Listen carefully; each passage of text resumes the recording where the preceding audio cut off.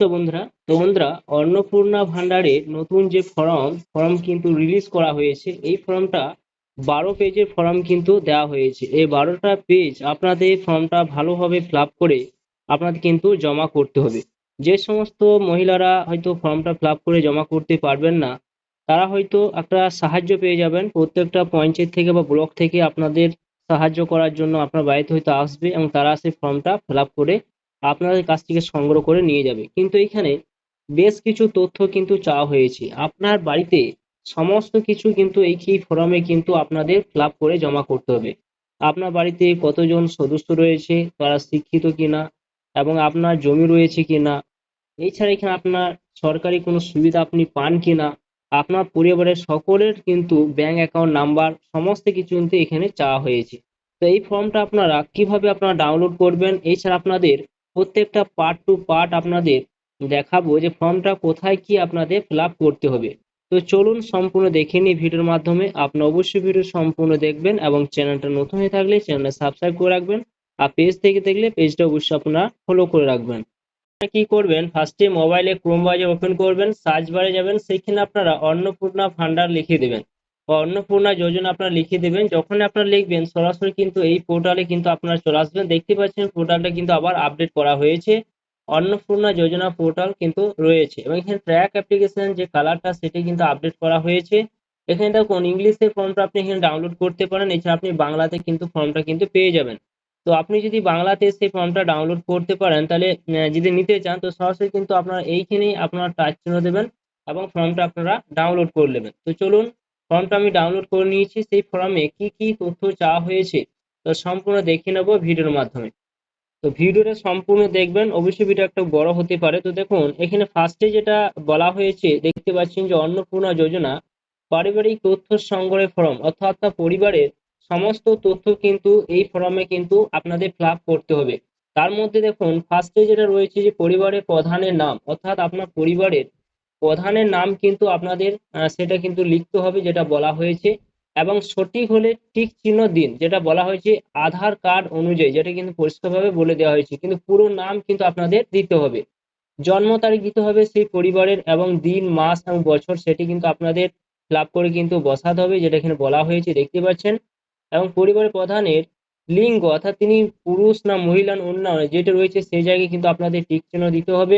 Digital ration কার্ডে পারিবারিক ID যদি থাকে তো আপনাকে কিন্তু অবশ্যই কিন্তু এখানে দিতে হবে, এবং পরিবারের সদস্য সংখ্যা কটা রয়েছে সেটি কিন্তু আপনাদের উল্লেখ করতে হবে। এবং স্থায়ী ঠিকানাটা কিন্তু দিয়ে দেবেন, পুরো ঠিকানা কিন্তু দিতে হবে, স্থায়ী ঠিকানা সেটা অবশ্যই কিন্তু দিতে হবে।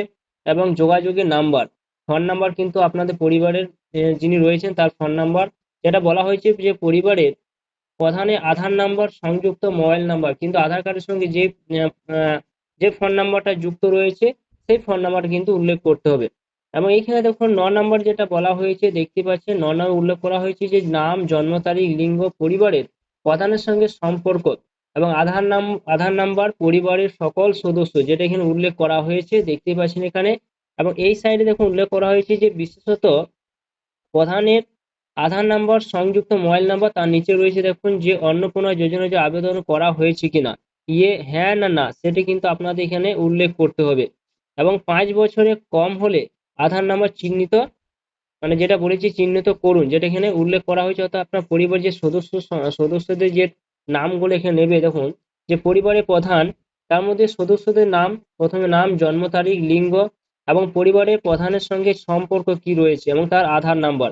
পরিবারে যতজন থাকবে আপনার সমস্ত ব্যক্তিদের নাম কিন্তু এবং আধার নাম্বার, জন্ম তারিখ সমস্ত কিছু পরপর কিন্তু আপনাদের দিতে হবে। তাহলে দেখুন সদস্য 1 রয়েছে, সদস্য 2 রয়েছে, এরপর দেখুন এখানে রয়েছে সদস্য 3 রয়েছে, সদস্য 4 রয়েছে। যতজন সদস্য আপনার রয়েছে সমস্ত সদস্যদের কিন্তু এখানে নাম, জন্ম তারিখ সমস্ত কিছু দিতে হবে। এবং এখানে হ্যাঁ হ্যাঁ অপশনের কাছে আপনাদের অবশ্যই টিক চিহ্ন দিয়ে যেতে হবে। এরপর দেখুন অপশন রয়েছে এখানে আর একটা অপশন যে দেওয়া রয়েছে 10 নম্বরে, যে পরিবারের প্রধান ও পরিবারের সকল প্রাপ্তবয়স্ক সদস্য ব্যাংক অ্যাকাউন্ট নগদ অর্থ স্থানান্তরের জন্য আপনাদের এখানে কিন্তু সেই পরিবারের প্রত্যেকে কিন্তু ব্যাংক অ্যাকাউন্ট নাম্বার কিন্তু এখানে চাওয়া হয়েছে দেখতে পাচ্ছেন। Bank account number, IFC code, তার মধ্যে দেখুন এখানে উল্লেখ করা হয়েছে যে এখানে আপনাদের যে পরিবারের যে প্রধান তার কিন্তু ব্যাংক অ্যাকাউন্ট নাম্বার দেবেন, তার আইএফএসসি কোডটা কিন্তু অবশ্যই দিতে হবে, যেটা ডিবিটির মাধ্যমে তার টাকাটা কিন্তু প্রদান করবে, যেটা কিন্তু পাশে দেখুন উল্লেখ করা হয়েছে। এখানে একটা অপশন রয়েছে দেখতে পাচ্ছেন, এবং তারপর পরপর কিন্তু আপনার সদস্যদের প্রত্যেকে কিন্তু bank account number, IFSC code কিন্তু পরপর কিন্তু দিতে হবে। দেখতে পাচ্ছেন পরপর কিন্তু এখানে দেওয়া রয়েছে। এরপর দেখুন অপশন রয়েছে যে এপিক নাম্বার, পরিবারের কিন্তু প্রত্যেকে কিন্তু এপিক নাম্বার কিন্তু এখানে চাওয়া হয়েছে। তার মধ্যে দেখুন হেড অফ জিন ফ্যামিলি, তার কিন্তু এখানে চাওয়া হয়েছে। দেখতে পাচ্ছেন এখানে আপনাদের বড় করে দেখাচ্ছি যে এখানে HOF এপিক নাম্বার, যিনি পরিবারের প্রধান, তার কিন্তু ভোটার নাম্বার, বিধানসভা ক্ষেত্র অংশ নাম্বার কিন্তু আপনাদের উল্লেখ করতে হবে, এবং প্রত্যেকটা পরিবারে যতজন সদস্য রয়েছে প্রত্যেক জনকে কিন্তু এপিক নাম্বার দিতে হবে, এবং বিধানসভা ক্ষেত্র অংশ নাম্বার কিন্তু আপনাদের উল্লেখ করতেই হবে। এরপর দেখুন এখানে উল্লেখ করা হয়েছে বিভাগ, অর্থাৎ আপনাদের 12 নাম্বার যে উল্লেখ করা হয়েছে যে তিনি কোন কাস্টে, সেই কাস্টটা কিন্তু আপনাদের উল্লেখ করতে হবে। হয়তো আপনাদের অসংগঠিত হতে পারেন, তপশিলি জাতি হতে পারেন, তপশিলি উপজাতি হতে পারেন, অন্যান্য হয়তো আপনারা সেটা অন্য কাস্টে হতে পারে, সেটা কিন্তু আপনাদের উল্লেখ করতে হবে, যেটা এখানে উল্লেখ করা হয়েছে। এবং সাইডে দেখুন উল্লেখ করা হয়েছে যে প্রয়োজন শংসাপত্র, যেমন জাতিগত, আর্থিকভাবে দুর্বল শ্রেণী EWS শংসাপত্র, ক্রিমি লেয়ার শংসাপত্র ইত্যাদি, সেগুলো কিন্তু আপনাদের যদি থাকে উল্লেখ করতে পারেন। তো দেখুন এখানে আরেকটা বলা হয়েছে যে রেশন কার্ড বা খাদ্য ভর্তুকি, যে সেটি কিন্তু আপনাদের এখানে উল্লেখ করতে বলা হয়েছে। তার মধ্যে দেখুন এখানে বলা হয়েছে যে এখানে দেখুন যেটা উল্লেখ করা হয়েছে 1 নম্বরে, যে আপনার কি ডিজিটাল রেশন কার্ড আছে, যদি থাকে হ্যাঁ অবশ্যই হ্যাঁ চিহ্ন কাছে হ্যাঁ দেবেন। এবং এখানে যদি হ্যাঁ হয় তবে কার্ডের ধারণ কি রয়েছে, আপনার কি ধরনের কার্ড রয়েছে সেটি কিন্তু আপনাদের পরপর কিন্তু উল্লেখ করতে হবে। এরপর দেখুন রয়েছে যে পরিবারটি রেশন থেকে যে মাসিক রেশন তুলছেন কিনা, হ্যাঁ না না, সেটি কিন্তু আপনাদের উল্লেখ করতে হবে। এরপর আপনাদের সম্পদ, অর্থাৎ আপনাদের সম্পদ সম্পর্কে কিন্তু এখানে তথ্য চাওয়া হয়েছে, যেটা বলা হয়েছে যে আপনার পরিবারের বাড়িটা পাকা কিনা, হ্যাঁ না না, যদি পাকা হয়ে থাকে তাহলে আপনাকে হ্যাঁ দিতে হবে, যদি না হয়ে থাকে তো না অপশনের কাছে আপনাকে চিহ্নিত টিক চিহ্ন কিন্তু দিয়ে দিতে হবে। এরপর বলা হয়েছে 2 নম্বরে দেখুন যে পরিবারের জমির মালিকানা, হ্যাঁ না না, তিনি পরিবারের জমির মালিক বেটেন কিনা, সেটি কিন্তু আপনাদের এখানে উল্লেখ করতে হবে। যদি আপনি হ্যাঁ অপশনের কাছে টিক চিহ্ন দেন তাহলে কিন্তু রেজিস্ট্রেশন নথি, মিউটেশন কপি এবং আর না, যেটা বলা হয়েছে যে হালকা নাগাদের তারিখ সহ সর্বশেষ জমির রেকর্ড কপি কিন্তু আপনাদের লাগবে। যদি আপনি হ্যাঁ অপশনের কাছে টিক চিহ্ন দেন তাহলে কিন্তু আপনার সেই যে রেকর্ডের যে একটা যে পর্চা রয়েছে পর্চা কিন্তু আপনাদের এর সঙ্গে অ্যাটাচ করতে হবে। এরপর দেখে উল্লেখ করা হয়েছে যে পরিবারের আপনাদের পরিবারে কোনো গাড়ি আছে কিনা, সেটি যদি থাকে তাহলে হ্যাঁ দেবেন, যদি না থাকে অবশ্যই কিন্তু না চিহ্ন কাছে দেওয়া উচিত। যদি হ্যাঁ দেন তাহলে কিন্তু অনেক কিছু তথ্য কিন্তু আপনাদের দিতে হবে। পরিবার ভিত্তিক সদস্যদের স্বাস্থ্য বীমা আছে কিনা, হ্যাঁ না না, সেটি কিন্তু প্রত্যেকটা পরিবার সদস্যদের কিন্তু আপনাদের এখানে উল্লেখ করতে হবে। যদি থাকে সরকারি না বেসরকারি স্বাস্থ্য বীমা করা রয়েছে সেটি কিন্তু আপনাদের উল্লেখ করতে হবে। যদি করা থাকে তাহলে কিন্তু প্রত্যেকটা কিন্তু উল্লেখ করে আপনাদের যেতে হবে। এরপর দেখুন এখানে উল্লেখ করা হয়েছে যে কোনো সদস্য কি আয়কর বা পেশাগত কর প্রদান করেন, ধরুন আয় যেটা ইনকাম ট্যাক্স যদি দেন তাহলে কিন্তু হ্যাঁ, যদি না দিয়ে থাকেন নো অপশনের কাছে কিন্তু আপনাদের উল্লেখ করতে হবে। নো অপশনের কাছে উল্লেখ করলে আর কিছু কিন্তু আপনাদের পরিবার কিছু লাগবে না। এবং কর্মসংস্থানের ধরনের কিন্তু এখানে চাওয়া হয়েছে 3 নম্বরে দেখুন যে পরিবারে যে সমস্ত প্রধান তিনি সরকারি কোনো ক্ষেত্রে কাজ করেন কিনা, সেটি কিন্তু আপনাদের উল্লেখ করতে হবে। যেটা থাকবে সেই জায়গায় কিন্তু আপনাদের টিক চিহ্ন দিতে হবে, যেটা কিন্তু পরপর প্রত্যেকটা কিন্তু বলে দেওয়া হয়েছে। এরপর যখন স্লাইড প্রতি তুলবেন, তোলার পর এখানে আরেকটা অপশন দেখুন বলা হয়েছে যে পরিবারে কোনো শিক্ষিত প্রাপ্তবয়স্ক সদস্যদের সংখ্যা কটা রয়েছে, কতজন পড়াশোনা করেছেন, সেটি কিন্তু এখানে টিক চিহ্ন দিতে হবে। বা অশিক্ষিত কতজন রয়েছে সেটি কিন্তু এখানে আপনাদের সেই সংখ্যাটা বসিয়ে দিতে হবে, যেটা এখানে উল্লেখ করা হয়েছে। এরপর দেখুন বলা হয়েছে এখানে যে পরিবারের প্রধান শিক্ষিত না অশিক্ষিত, দেখুন এখানে যেটা উল্লেখ করা হয়েছে শিক্ষিত না অশিক্ষিত সেটি কিন্তু আপনাদের উল্লেখ করতে হবে।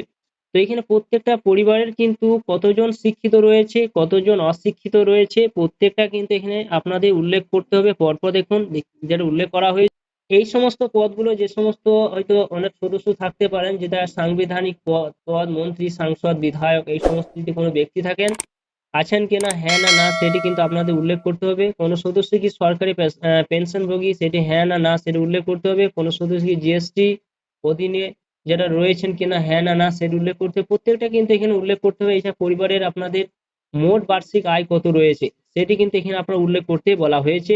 এছাড়া সিএ তে আবেদনের বর্তমান অবস্থা যদি থাকে, ধরুন আপনি সিএ তে কোনো অ্যাপ্লিকেশন করেছেন, সেটি কি অবস্থায় রয়েছে, যদি করা থাকে তাহলে আপনারা উল্লেখ করতে হবে সেটা কি অবস্থায় রয়েছে, এবং যদি না থাকে প্রযোজ্য নয় সেটি কিন্তু টিক চিহ্ন অপশনের কাছে টিক চিহ্ন দিয়ে আপনাকে এগিয়ে যেতে। এছাড়া এখানে উল্লেখ করা হয়েছে যে আপনাদের অনেক হয়তো কিষাণ ক্রেডিট কার্ড থাকতে পারে, আছে না নেই সেটি কিন্তু উল্লেখ করতে হবে, যদি থাকে তো দেবেন, না থাকলে কোনো দেওয়ার কিন্তু প্রয়োজন নেই। এছাড়া এখানে উল্লেখ করা হয়েছে যদি আপনারা এসআইআর, তো ধরুন এসআইআর 2026 নাম বাদ পড়ে থাকে, তবে মামলাটি ট্রাইব্যুনালে বিচারাধীন কিনা সেটি কিন্তু আপনাদের উল্লেখ করতে হবে। পরিবারের প্রধানে যদি ধরুন করা থাকে, তো এখানে ধরুন করা নেই তাহলে আপনার প্রযোজ্য নয়, সেটি দিতে হবে না, না অপশনের কাছে দিতে পারেন। যদি করা থাকে তাহলে কিন্তু হ্যাঁ করা আছে, সেই করা থাকলে কিন্তু আপনাকে অনেক কিছু আপনাদের এখানে উল্লেখ করতে হবে। সদস্যদের কার কার কিন্তু ওই অবস্থায় রয়েছে বা কাদের নেই সেই সমস্ত উল্লেখ করতে হবে। যদি না থাকে তা না অপশনে দেবেন, আর যদি করা থাকে তাহলে হ্যাঁ অপশনের কাছে টিক চিহ্ন দিয়ে সেই সদস্যর কি অবস্থায় রয়েছে, সে এসআইআর যে অ্যাপ্লিকেশন করেছেন সেই ইস্যু কিন্তু আপনাদের এখানে উল্লেখ করতে হবে, যেটা কিন্তু বলা হয়েছে। এছাড়া এখানে তখন উল্লেখ করা হয়েছে যে বিদ্যালয়ে পড়াশোনা করছেন পরিবারের সকল শিশুর বিবরণ কিন্তু আপনাদের উল্লেখ করতে হবে। প্রত্যেকটা কিন্তু পরপর কিন্তু কতগুলো শিশু আপনার বিদ্যালয়ে পড়াশোনা করছেন, কোথায় পড়াশোনা করছেন, সরকারি না বেসরকারি না শিক্ষিত মাদ্রাসা না অন্যান্য কোথায় রয়েছেন, সমস্ত কিছু আপনাদের কিন্তু এখানে উল্লেখ করতে হবে, যেটা এখানে ফর্মে বলা হয়েছে। এছাড়া আপনার বাড়িতে যদি কোনো বাচ্চা থাকে সেই টিকাকরণ বর্তমান অবস্থা তিনি টিকা নিয়েছেন কিনা সেটি বলা হয়েছে, হ্যাঁ কি না সেই সমস্ত কিন্তু প্রত্যেকটাই কিন্তু আপনাদের টিক চিহ্ন দিতে হবে। যদি হ্যাঁ থাকে তো হ্যাঁ অপশনকে টিক চিহ্ন দেবে, যদি করা না হয়ে থাকে তো না অপশনের কাছে আপনাদের টিক চিহ্ন দিয়ে এগিয়ে যেতে হবে। এছাড়া দেখুন বলা হয়েছে যে আপনি কি কোনো সরকারি প্রকল্পের সুবিধা ডিবিটির মাধ্যমে টাকা পেয়ে থাকেন, তো সেখানে যদি পেয়ে থাকেন তাহলে কিন্তু আপনাদের হ্যাঁ অপশনে টিক চিহ্ন দেবেন, যদি না পেয়ে থাকেন তাহলে কিন্তু না অপশনের কাছে আপনাদের টিক চিহ্ন দিয়ে এগিয়ে যেতে হবে। পরপর কিন্তু প্রত্যেকটা সদস্যই কিন্তু চাওয়া হয়েছে, দেখতে পাচ্ছেন পরপর কিন্তু এখানে উল্লেখ করা হয়েছে। এরপর দেখুন এখানে লাস্টে যে পেজটা রয়েছে পরপর সমস্ত কিছু দেওয়ার পর এখানে আপনাকে একটা সিগনেচার করে দিতে হবে, এবং ফর্মটি যাচাই যোগ্য সমস্ত কিছু দেখে নেওয়ার পর আপনার সিগনেচার করে নেবেন। এইটা কিন্তু অ্যাকচুয়ালি সে অফিসারদের ক্ষেত্রে কিন্তু, এবং এর সঙ্গে আপনাদের আধার কার্ড, ব্যাংকে অ্যাকাউন্ট, পরিবারের সমস্ত কিছু, হয়তো ভোটার কার্ড, আপনাদের আধার কার্ডও কিন্তু পরিবার লাগতে পারে, ব্যাংকে অ্যাকাউন্ট কিন্তু লাগবে। এবং এখানে যখন আপনাদের বার্ষিক আয় যখন বলা হয়েছে সেই জন্য কিন্তু পঞ্চায়েত থেকে হয়তো আয় একটা সার্টিফিকেট কিন্তু আপনার নিতে হবে। তো পরিবারে আপনাদের আধার কার্ড লাগবে, ভোটার কার্ড লাগবে, ব্যাংকে অ্যাকাউন্ট কিন্তু লাগবে, তো এক কপি ছবিও কিন্তু এখানে লাগতে পারে। এবং পরিবারের প্রত্যেকেই কিন্তু আপনার কিন্তু ব্যাংক অ্যাকাউন্ট, আধার কার্ড, ভোটার কার্ড সমস্ত কিছু কিন্তু এখানে এই ফর্মের সঙ্গে আপনাদের দিতে হবে। এরপর আপনাকে সেই ফর্মটা আপনাদের হয়তো বাড়িতে কিন্তু আসতে পারে, সে সমস্ত অফিসাররা তারা কিন্তু আপনাদের সে ফর্মটা নিতে পারে।